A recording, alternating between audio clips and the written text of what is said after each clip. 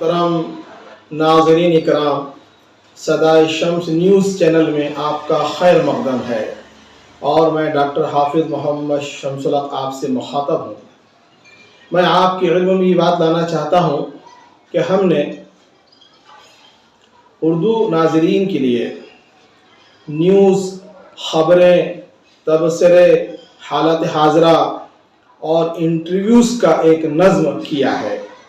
جو آپ کی خدمت میں پیش کیا جا رہا ہے۔ میں خواہش کرتا ہوں